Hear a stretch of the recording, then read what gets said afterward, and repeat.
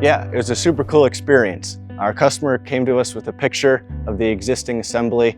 What it really was just a wooden pole and an old metal halide fixture.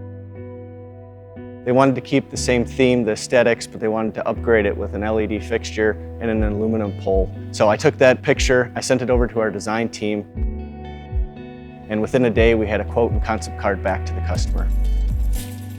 A couple days had passed and the customer gave us the feedback that they absolutely loved it. So we released it into production, the order shipped. Feedback we got on site was that the installation was smooth and easy.